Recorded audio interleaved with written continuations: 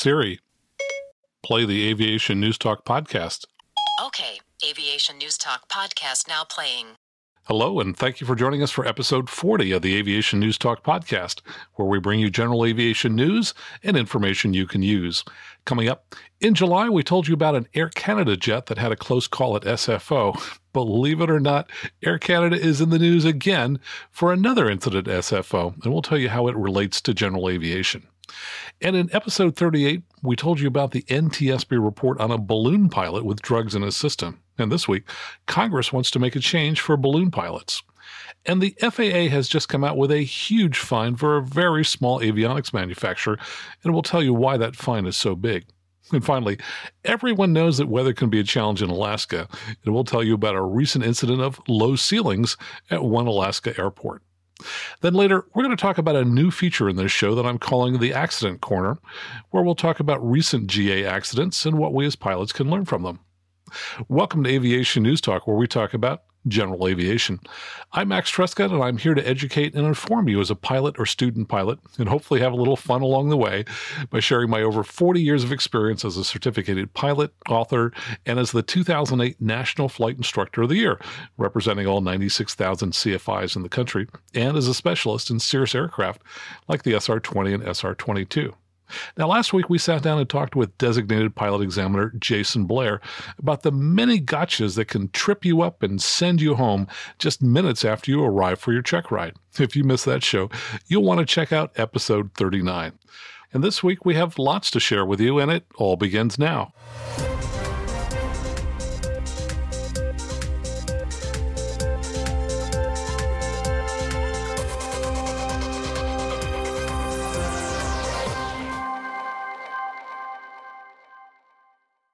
From avweb.com comes the story of an Air Canada incident at San Francisco International Airport that closely parallels a similar incident that occurred back this past summer.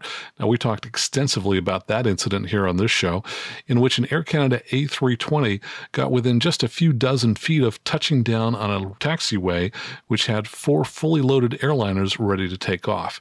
Disaster in that case was averted by a pilot speaking up and the controller ordering the aircraft to go around. In this incident, an Air Canada A320 crew was in contact with the tower and had been cleared to land. Subsequently, the tower called them and told them to abort their landing. In fact, the tower called 6 times and the crew never responded. It was only after they touched down that they told the tower that they had been having radio problems, to which the controller replied that that's pretty evident. Now, according to Air Canada spokesperson Peter Fitzpatrick, upon landing, the crew was informed that the tower had attempted unsuccessfully to contact the aircraft. However, the message was not received by the crew. They say that Air Canada is investigating the incident. And this is another case where the CVR, the cockpit voice recorder, had already overwritten all the data by the time it was requested, since this was not a reportable incident. So once again, we may never know for sure exactly what was going on in that cockpit at the time of this incident. Now, I think this is relevant for GA pilots as well. I certainly remember many, many years ago being on an instrument approach into Livermore Airport. I was an instrument pilot at the time, flying with a CFI with whom I didn't fly very often. Somewhere along the line, as we got switched to tower, we didn't succeed in making contact with the tower. And after we landed, they asked us to dial a phone number. And looking back on that, I think that everybody has probably been in a situation where they've made some error and we're on the wrong frequency. But I think it's particularly critical when we're talking with the tower that once we're in contact, we probably not touch anything else. And I think in this particular case, something must have happened on that Air Canada. They were in touch with the tower, and then somebody threw the wrong switch or something happened. So I think it's just a general practice. Probably makes sense that once you're in contact with a tower, just stop messing with the radios at that point in time. Don't be dialing in the ground frequency. You can always do that later. And of course, anytime it starts to get really quiet over the radio, that's a really good time to start checking to see that you're still on the right frequency, or perhaps haven't turned the volume down. And this also comes from AvWeb. You may recall 2 weeks ago we talked about the deadly hot air balloon crash in Lockhart, Texas, in which the pilot, Skip Nichols, 49 years old, the owner of Heart of Texas Balloons. Well, that day of the accident, he had in his system Valium, oxycodone, and the antihistamine Benadryl. And unfortunately, 16 people died as a result of that accident. And in the wake of that accident, a bipartisan group of 3 Texas congressmen and Senator Ted Cruz have introduced bills in both chambers of the Congress to require medical certificates for operators of hot air balloons. As you may know, currently pilots of hot air balloons are not required to have any medical certificate, even at the commercial level.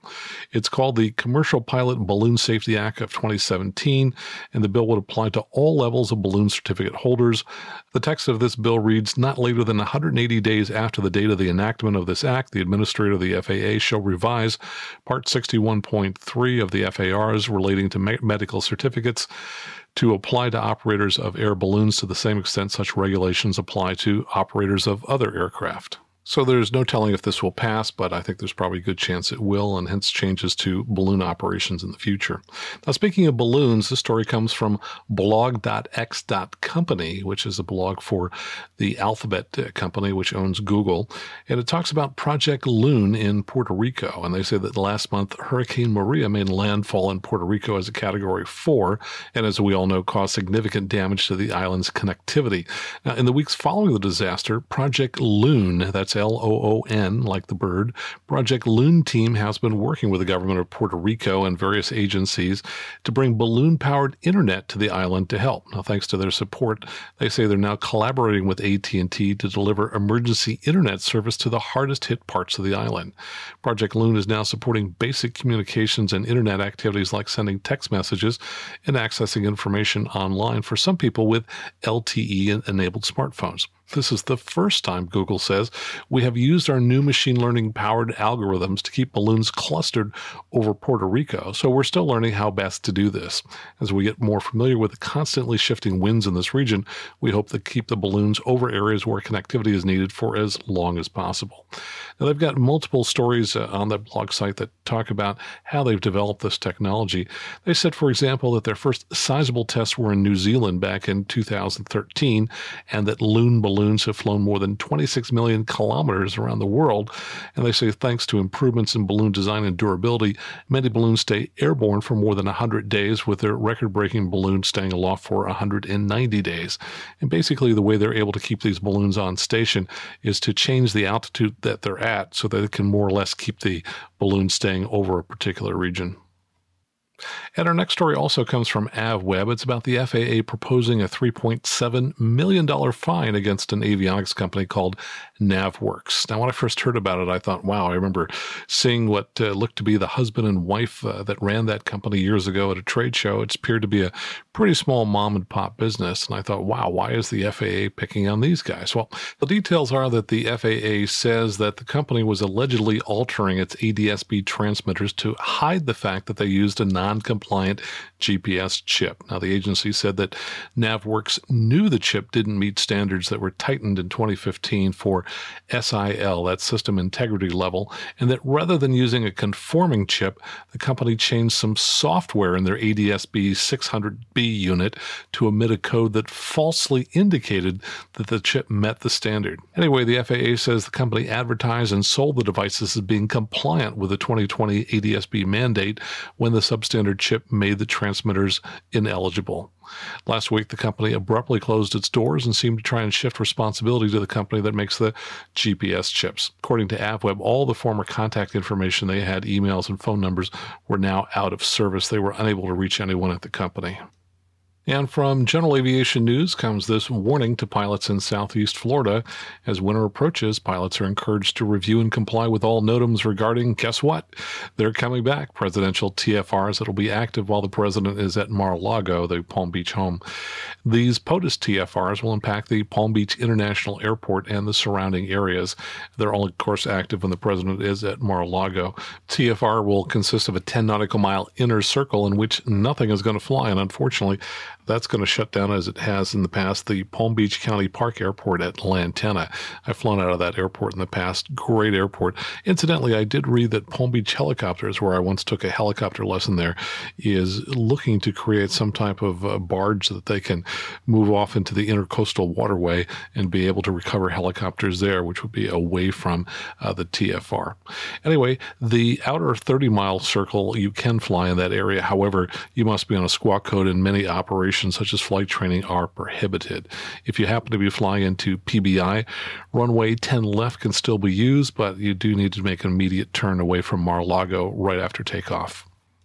And in experimental aircraft news, this also comes from General Aviation News, a company I was not familiar with, but I'm guessing home builders will be familiar with. MGL Avionics has introduced a new line of instruments called the Vega series. These are 2¼ inch glass instruments, which are singles. They perform just a single function. They fit into a standard 2¼ inch round hole, and therefore experimental in light sport aircraft. Now, the Vega series has 12 different color displays, and these aviation instruments include, now these are again separate units. You can buy an AHRS, an altimeter, an airspeed indicator, temperature monitor, fuel computer, tachometer, manifold pressure indicator, and so on.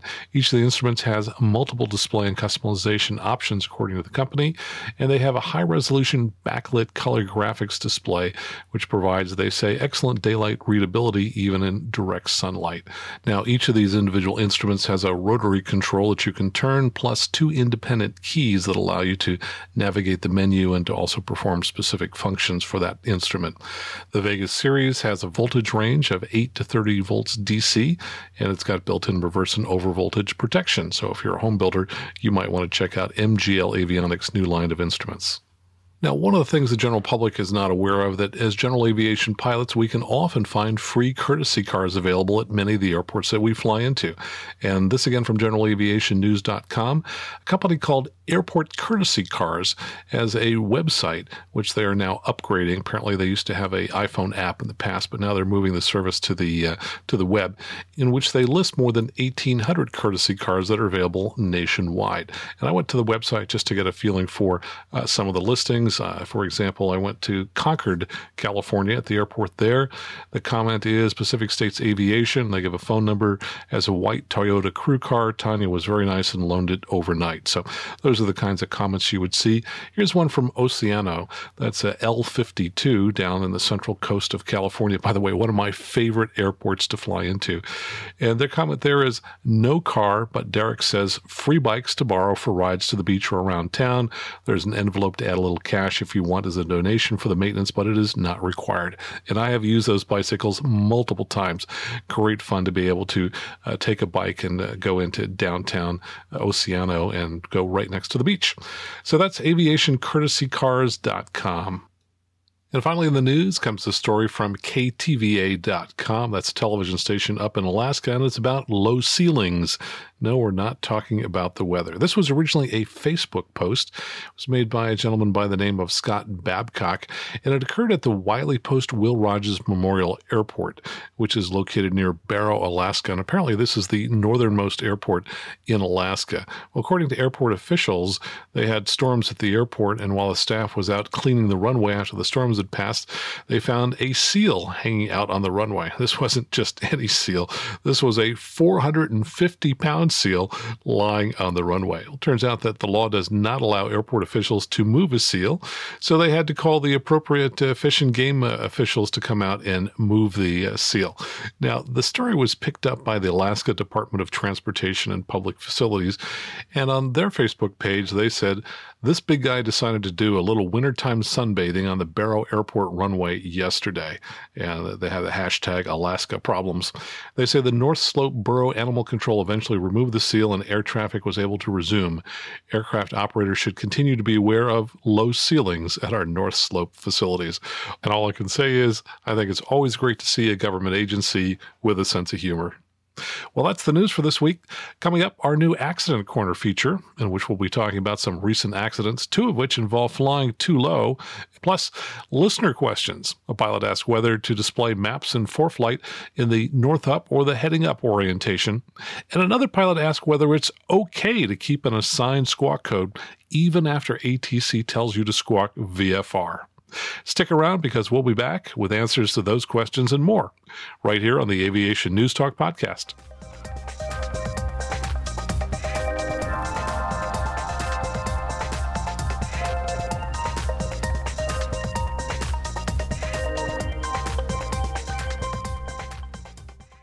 And welcome back. Say, before we get to the Accident Corner, let me give you a few quick updates. Now, here's something I haven't talked about on the show before.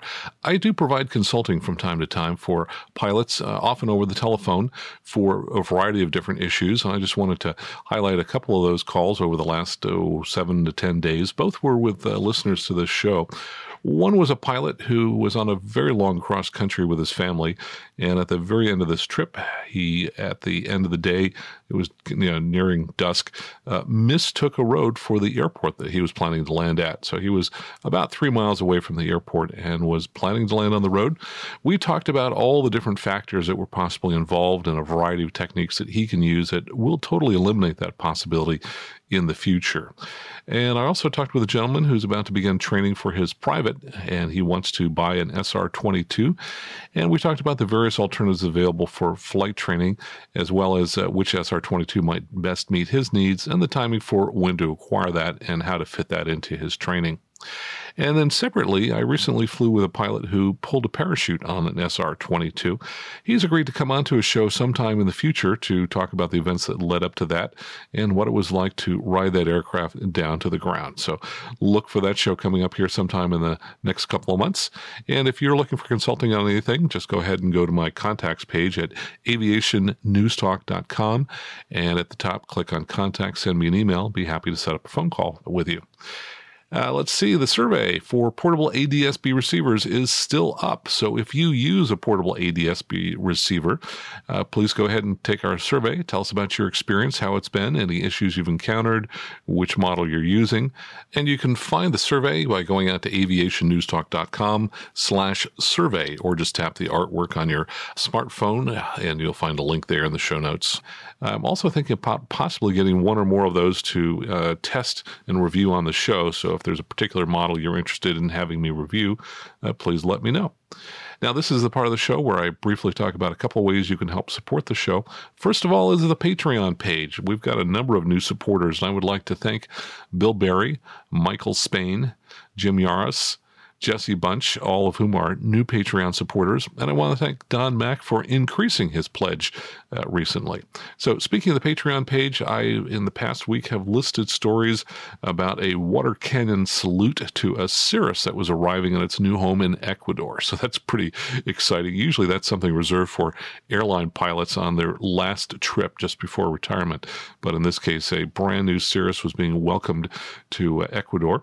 And I also posted the link to Low Ceilings so you can see the video and photos of that seal up at Barrow, Alaska. Now, you can get to the Patreon page directly from your smartphone. Just tap on the artwork in the podcast app, or you can find it by going to aviationnewstalk.com/awesome.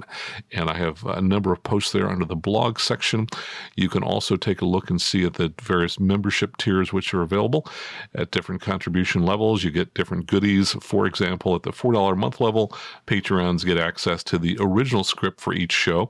And at the $8 a month and above level, donors can see the list of news stories that I had to cut because we didn't have room for them in the show. So, for example, this week we cut 8 stories that didn't make it into the show.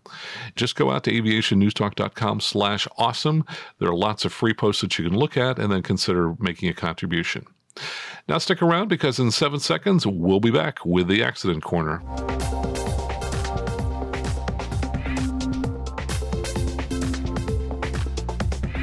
And welcome back. This is the main part of the show where I always have a topic of interest to pilots, where I try to educate and inform pilots on various topics.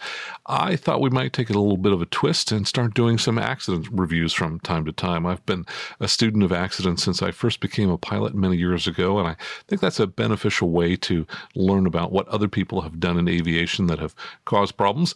And I ran across a couple of accidents recently where I was very interested in sharing them. So I thought, well, let's go ahead and start launching the accident corner, and maybe every month or so we'll talk about some accidents. So I learned about this first from aeronews.net. This is a preliminary NTSB report for an accident that occurred on October 13th up in Minnesota. Now, the NTSB said that a Cessna 172M struck power lines and then went down the Mississippi River near Ramsey, Minnesota. 2 people were on board and both have passed away.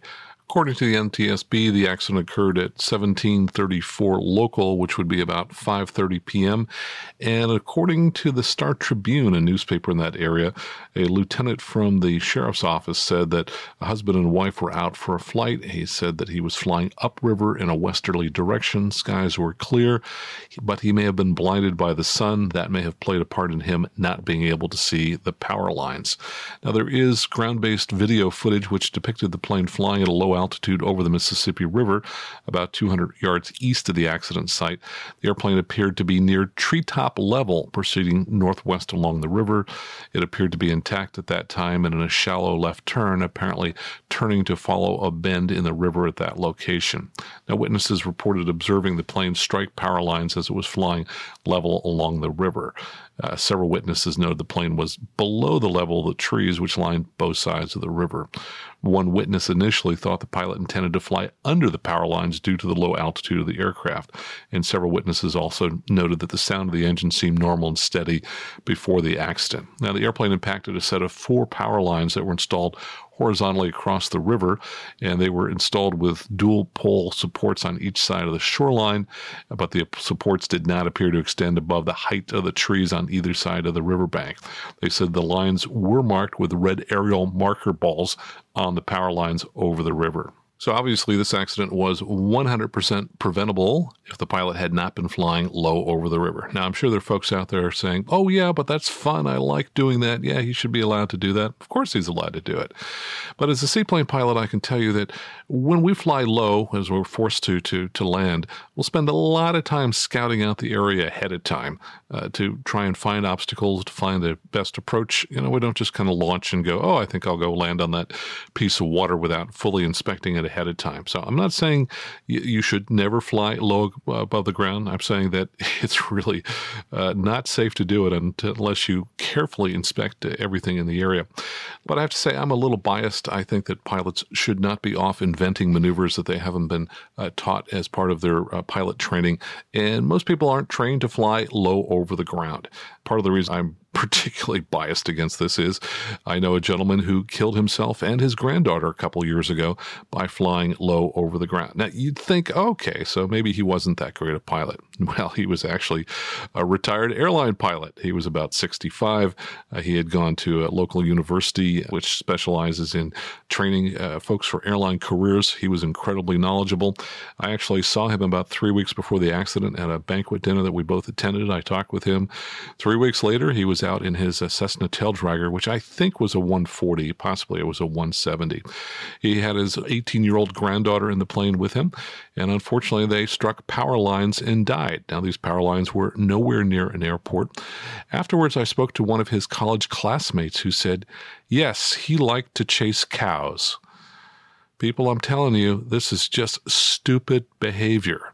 You know, 2 great people, one very young person dead because someone thought it was fun to fly low. If you're going to do it, please be aware of the risk. And yes, you can tell I feel pretty strongly about this type of accident. Let's switch gears and talk about another accident that came to my attention this week. I saw an article in generalaviationnews.com which talked about an accident that occurred 2 years ago. They're reporting on it now because the NTSB's final report was just released. This occurred in Lancaster, Texas. It was a Cirrus SR22, and the pilot struck power lines while landing at the airport. And this accident type is actually something very similar to an article I wrote in AvWeb over 10 years ago. The accident occurred at night. It occurred in a rural area, and the area that the pilot was flying over was very poorly lit. This is a classic example of what we would call a black hole approach. And if you're sitting there going, oh yeah, I know what a black hole approach is, I'm guessing there's some things that you don't know about a black hole approach, so let's kind of talk about that.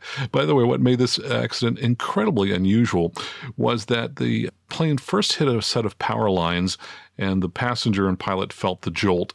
The passenger then reached up and pulled the parachute in the system, and the airplane continued on to hit a second set of power lines where it got hung up in the lines because of the parachute. Believe it or not, the aircraft's nose was only about 3 feet from the ground when they came to a rest. The pilot and passenger were able to jump out from the airplane. There was an ensuing fire, probably caused by fuel leaking from the aircraft, and a grass fire ended up destroying the aircraft. But what's most important about this is to know that there are a couple things that this pilot could have done which would have avoided the accident. And by the way, the final probable cause reads, the pilot's failure to maintain a proper glide path during a night visual approach, which resulted in impact with a power line contributing to the accident, was an inoperative precision approach path indicator, or a PAPI. And by the way, in the report, it says that the pilot was aware of the NOTAM for that. So that should have been a red flag right there, which would have indicated that he should be taking extra precaution at night. So in the article that I wrote for AvWeb, it's called Night Flying Safety, and you can just Google that at avweb.com. I'll put a link to it in the show notes. I talked about all the dangers of flying at night, and I've given a seminar at Oshkosh, for 10 years running, and given it locally here in the Bay Area dozens of times, so collectively to a couple thousand different people. And in my article, I referenced an article by Linda Pendleton, also on AvWeb, called The Black Hole Approach, Don't Get Sucked In. And what Linda points out is that there is a particular optical illusion which traps pilots that they're not aware of. Now, if you were to fly over a lit city, something like that, you're going to have less of an issue of completing approach at night. But if you fly over a very dark area with few lights, you can't tell how high you are above the ground. And there was a research study done by 2 Boeing engineers in which they tried to figure out in a simulator exactly why people have trouble flying these black hole approaches. And what they determined was that when you fly a normal 3-degree angle in the daytime, you're going to see the runway appear to get larger and larger in your eye. In other words, the far end of the runway and the near end of the runway forms an angle. As you get closer, that angle gets bigger because the runway becomes larger in your eye. However, at night, pilots do not fly that kind of path. Instead, they fly a curved path to the runway, and they fly a path which causes the angle to stay the same. So stick with me here on this. Imagine you're a mile out, you're looking at the runway, the far end and the near end, and maybe that forms an angle between those 2 ends of the runway of 1 degree. If you were to fly a normal 3-degree glide path, that angle would get bigger. However, if you fly a curved descending path, it's possible to fly a path that keeps that angle identical. So in other words, if you fly a curved path below the glide path, you can keep that runway looking like it forms just a 1-degree angle in your eye. And if you do that, you're going to come up short and crash short of the runway. So in the simulator study, they had ATP pilots flying these approaches, and every one of them crashed when they flew over the black hole. The researchers then told the pilots exactly what was going on, and they put the pilots back in the simulator, and most of them crashed again. So the conclusion is that just knowing is not enough to solve the problem. So in other words, knowing that the natural tendency is for pilots to fly too low on a curved path over a black hole is not enough information to help them prevent it from doing it again in the future. There are good techniques, however, which will prevent that from happening. One, if you have a VASI, some kind of visual indicator, you've got to use the VASI. Now, in this particular case, the PAPI was out of service, so there was no visual indicator. The other way is to use some type of electronic glide slope. If there's an ILS at the runway or a GPS approach into the runway, use that information. Now, it turns out that at the Lancaster airport, the approach to runway 31, which this pilot was using, has a WASP-based GPS approach with LPV minimums, which means it provides an electronic glide slope. If the pilot had that dialed in, which is a great recommendation flying into any black hole approach, there wouldn't have been an issue. Now, the text for the report says that he extended his downwind to follow another aircraft. So he got further away from the runway than he had planned, but apparently he forgot to add power and stay level. Anytime I get extended on the downwind, I add power and I keep my altitude constant. If you keep descending, you're obviously going to be too low. Now, how low is too low? I had this discussion with a pilot yesterday. You want to be on a 3-degree glide slope about 320 feet above the ground for every nautical mile that you are out away from the runway. So a lot of airline pilots will use a rule of thumb, which is when they're 3 miles from the airport, they ought to be at 1,000 feet. And if they're slowed up and configured for landing at that altitude at that time, everything is going to go very well. This also becomes very handy when you're flying the pattern at night, because if you're typically flying a final, which is a mile to mile and a half, if I'm turning final a mile and a half out, I know I ought to be pretty darn close to 500 feet. If I'm not, I'm low. So by the time I'm on base, I'm looking at my altimeter and guessing, will I be at about 500 feet when I turn final? If I'm not, I'll start making adjustments then. So it's easy to know ahead of time whether you're going to come up low. So this aircraft crashed at 0.9 nautical miles from the runway at Lancaster. That was not in the NTSB report, but they did have the latitude, longitude of the crash site. I entered that into Google Maps. It turned out to be right on the power line cut, so right where the power lines were, that cuts through the trees, was visible on Google Maps. And at 0.9 nautical miles, you should be about 300 feet above the ground for a normal 3-degree glide slope. Well, this aircraft hit the power lines, which were about 100 feet above the ground. So this pilot was 200 feet below what it would have been a normal glide slope coming into this airport. So it was all knowable ahead of time as to what altitude he should have been at. And ideally, he would have known that without a PAPI, which he did know, that he was at greater risk of succumbing to black hole effect. And you might think perhaps this pilot was not terribly experienced. He was, according to the NTSB, private pilot, male, 57 years old. He had 935 hours of total time, which is pretty good. He had 265 hours in this make and model, that is in Cirrus SR20s, which is really excellent. I find that in general, most accidents occur with pilots who have less than 100 hours in a particular aircraft type. So this pilot had more than double that. It does say that he had only flown 3 hours in the last 30 days, which is starting to get a little bit on the low side. But I think a bigger factor was that he was also practicing no-flaps landing. Now, doing a no-flap landing in a Cessna, not that difficult. In a Cirrus, it's actually one of the most difficult things that I end up teaching people as part of the transition training. It's very difficult to nail the airspeed coming in. Most people end up fast and high, and then often they will end up cutting the power as they reach the runway, which causes the nose to pitch up and puts the tail in striking distance of the runway. So all I can say is, if you're going to be practicing no-flaps landing, doing them at night, not a great time to be doing it. I always do the no-flaps practice in the daytime. And that's it for the Accident Corner for this episode. I'll be interested in your feedback. Do you like it? Shall we do more of those? Coming up next, we've got lots of listener feedback and questions. And one listener, who's a military instructor pilot, gives his feedback about flying instrument approaches. We'll be right back.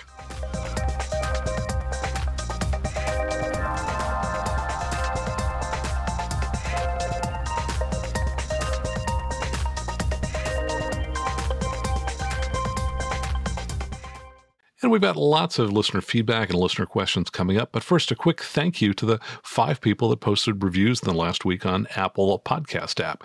And those include Jared in the Air, Pilot Without a Plane, DGertz31, and BB.79. He said the podcast was like hangar flying, but only better. Thanks for that. And from Canada, in the Canada iTunes store, Jack Black 333 says, "Keep it up, Max. I'll help spread the word." And I hope everybody will help spread the word. And if you will, just take a moment right now to put down a list of your friends who you think would enjoy the show, and then send this show out to them. There's usually a share button on most podcast players, so you can tell them how to join us here at the Aviation News Talk podcast. And if you leave a review in any of the other applications besides the Apple Podcast app, I might not see them. So if you're reviewing in Stitcher or Google Play, just let me know that you've left a review. And let's see, listener feedback. So this comes from Ernie in Maine, and he said he had feedback on the drone midair collision that we talked about. He says, I'm an AMA member, which is the Academy of Model Aeronautics for people that fly RC airplanes. And he says, one of your comments hinted at support for something that many UAV operators believe that frustrates me. You mentioned that the helicopter's 500-foot altitude had not been verified, which, by the way, is exactly what the news story said, which is why I read that. He says, many UAV operators think they don't need to worry about piloted aircraft if they stay below the maximum 400-foot limit, which is actually a guideline for amateur operation. And Ernie is right again on that. That 400 feet, if you're an amateur operating under community guidelines like the AMA, is just a guideline. You're actually allowed to go higher than 400 feet. Helicopters, he says, operating under Part 135 air taxi must maintain 300 feet above the surface, though not structures. And Part 91 operation has no specific altitude for minimums, but only a requirement to not endanger. So he says it does not matter if the helicopter was at 500 feet, and I totally agree. Whatever altitude the helicopter was at is totally irrelevant to that collision. He says the TFR, which, by the way, would have prevented the drone from being in the air at all, plus the requirement to see and avoid, should have been enough to keep this accident from happening. He said the helicopter occupants were lucky that they were in a machine designed for combat, and even then, the main rotor rather than the tail rotor was struck. So, Ernie, thanks for your feedback. And from Jeff in Massachusetts, Jeff says, one of the technical podcasts I listen to regularly just published an episode about secondary radar, transponders, and ADS-B. He said it really kind of dives down pretty deep in the details, so it's not for everyone. He says, will it make me be a better pilot? No, not really. Was it fun and a geeky episode? Yes. So that was the OmegaTauPodcast.net. I'll put a link in the show notes where you can find that podcast. And from Twitter, Sam says that he just finished the FOI, the Fundamentals of Instruction exam. Now, that's one of the two written exams that pilots have to take to become flight instructors. He said he got a 100%, and he said, UMAX have been a huge influence on me to go out and get that. Next step will be the Advanced Ground Instructor and Multi-Engine Commercial. Thanks so much for your encouragement and for all you do for aviation in general. Hey, thanks so much for letting us know about that, Sam, and keep up the good work. Look forward to hearing that someday you are teaching people in the air, because we could definitely use more flight instructors. Now let's go ahead and take a listen to this that was sent in by Seth Lake. He's a military instructor pilot. He was following up on some of my comments a couple of weeks ago about instrument flying. Hey there, Max. It's Seth Lake from Arkansas here. Thought I'd leave some feedback. I've really been enjoying your this kind of little series you're doing on instrument flying procedures. I agree with you in that it's probably a pretty big weak area in pilots insofar as general aviation goes. And from the military side of the house, I wanted to leave a memory aid that we're taught in pilot training that we use throughout our careers, and that is the 6 T's, or time, turn, throttles, twist, track, talk. So if you do the 6 T's at each fix, whether it be the initial approach fix or the final approach fix or an intermediate fix, you may not have to actually do all 6 of those things. But if they're running through your head, you're less likely to miss one of those 6 things. So first off is timing. Now with GPS approaches or RNAV approaches, there really isn't backup timing in those. But for your traditional nav aids, like your VORs, your ILSs, localizers, a lot of times there's backup timing that's on the instrument approach procedure. And in order for that timing to be accurate, that needs to be the first thing that you do when you reach that fix. So that's why timing is the first thing that we mention. Turn. So if the fix involves a turn either to a new course or your final approach course, that needs to be the next thing you do. So time, turn. Throttles. You had one listener mention about how military CFI taught him to fly the numbers, and that's very much how we are in the military, and that is the throttles, we're going to set a throttle setting, a known pitch and power setting for that phase of the approach. Now, to translate that to general aviation, coming up on the final approach fix in the Cessna, I teach in a 172, and much like a base turn to final, before you turn left base in the pattern, usually have my students set 1,500 RPMs. They don't do anything to the trim, and the nose will naturally come over and set about a 500 foot a minute descent. Now, on an instrument approach procedure at the final approach fix on an ILS, it's much like the base turn. You're going to set 1,500 RPM, let that nose come over to 400 to 500 feet a minute, and you'll start tracking down. So when I say time turn throttles, that's what I mean by throttles. So we got time turn throttles, twist, track, talk are our next three. So twist in the new course, you want to start your turn. Remember, we've already done that on our second move. This is our fourth one where we're actually twisting in the new course. If that's applicable, we want to get that twisted in. Track, and that is track to the new course that you just twisted in. So you want to make those small corrections, usually less than 10 degrees, often less than 5 degrees of correction, back to track the actual course. And then talk. That's always the last thing we want to do. You don't want to get caught up on communicating. Remember, aviate, navigate, communicate. That's the last thing you want to do. So talk being, if this is the final approach fix, for example, you want to take care of all the flying the aircraft and navigating before you report final approach fix inbound. At most, the time it's going to take you is maybe a half mile. If you're a half mile off, ATC and tower is not really going to care. As long as you've reported the final approach fix within a reasonable amount of time, you're fine. So don't put yourself with this kind of false sense of needing to rush things to get a radio call off. You want to make that the last priority.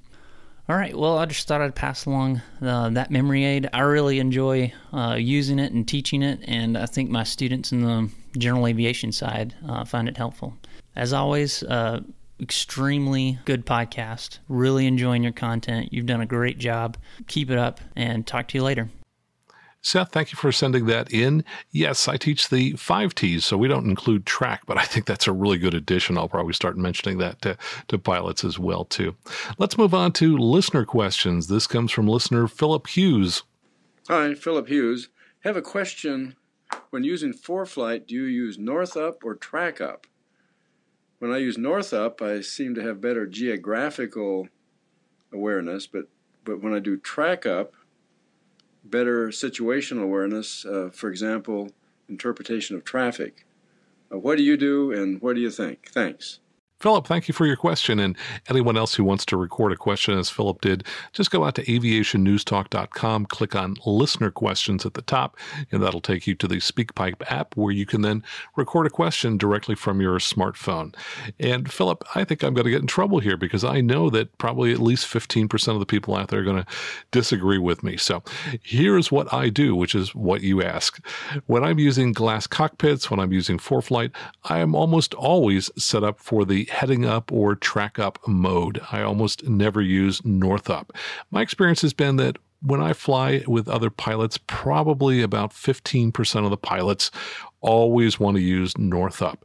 And to me, it's kind of like being left-handed or right-handed. You know, one is not wrong. They're just different. People have strong preferences, and they believe very strongly in their way of doing things. So my advice to people is do it the way that you think works best for you.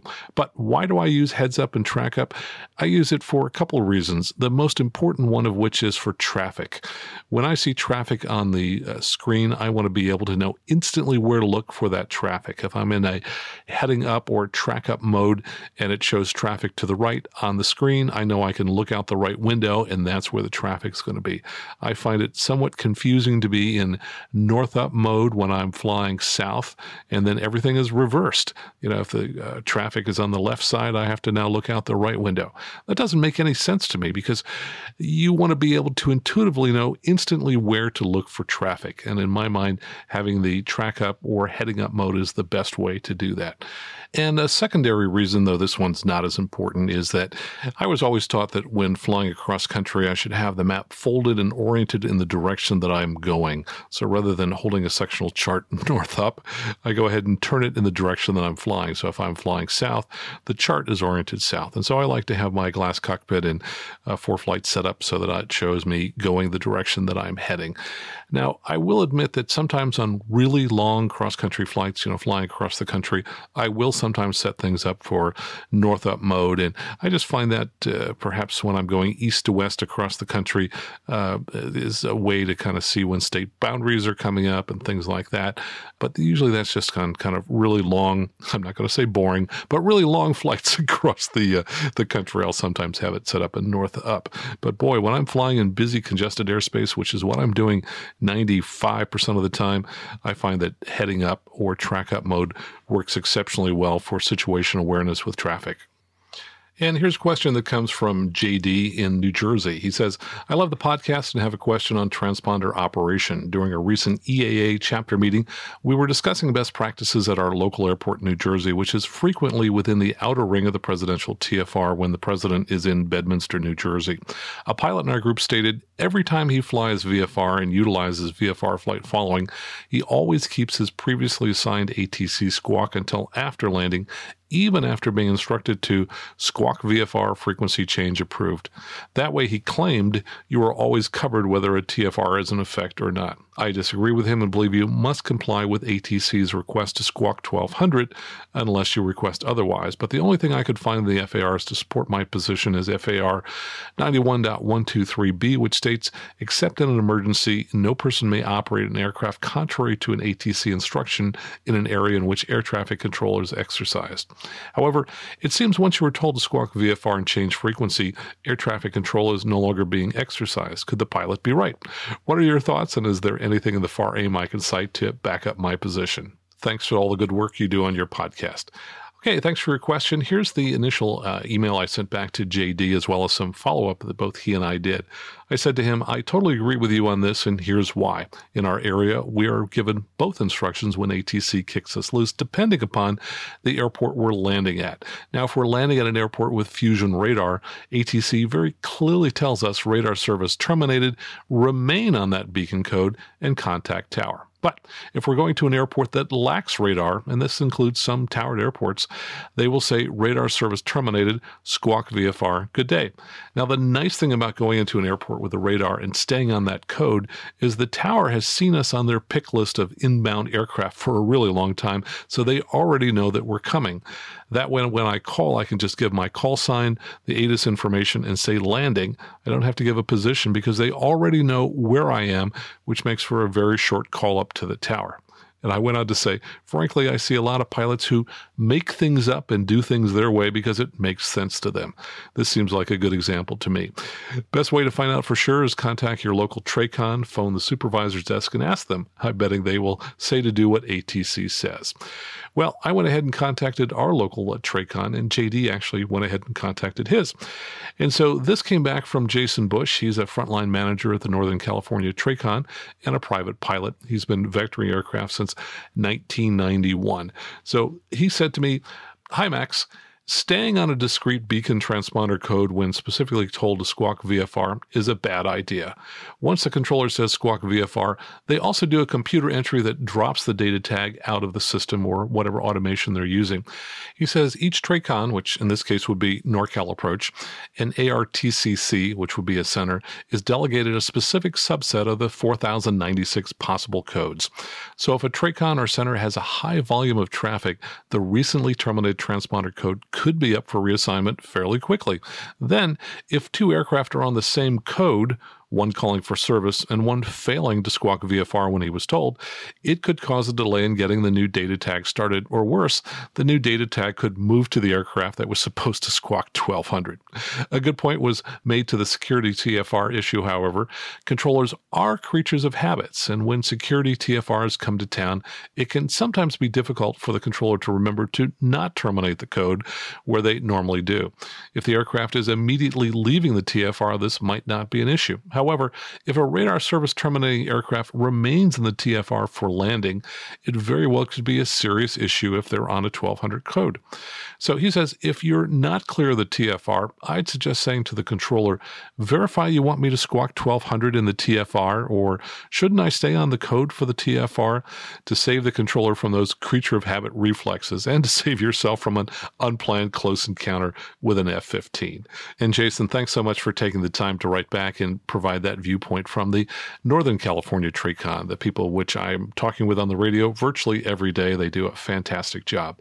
Now, it probably doesn't surprise you that sometimes when people contact the FAA, they get different answers from different offices. And that's sort of what happened when JD went back and asked New York TRACON the same question. He wrote to me, he said afterwards, "I called New York TRACON today and they really didn't seem to be overly concerned concerned about a pilot keeping a discrete squawk code after being instructed to change to 1200.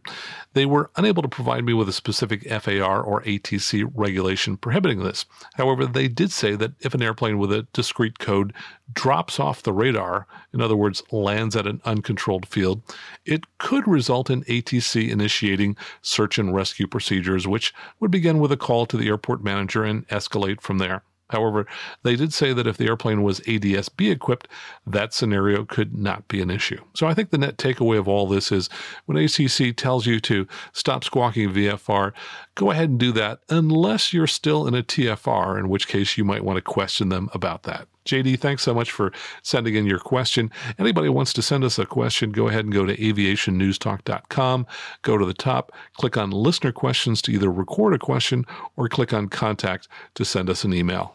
And as I mentioned earlier, please share the show with your friends. The app you're listening to probably has a button that you can click on to directly share this episode with a friend by email. And for your non-techie friends, tell them to look for the new Aviation News Talk app for iPhones and iPads that you'll find in the App Store. People have already started using that, and I've gotten really great feedback that they love the user interface on that. And if you think that someday you might buy a new or slightly used Cirrus, please contact me now. I can help you arrange a free demo flight for you if you're thinking about a new Cirrus, and help you understand the many factors, not all of which are obvious, in deciding whether to buy new or used. I specialize in the Cirrus and work with people around the country. And until next time, fly safely, have fun, and keep the blue side up.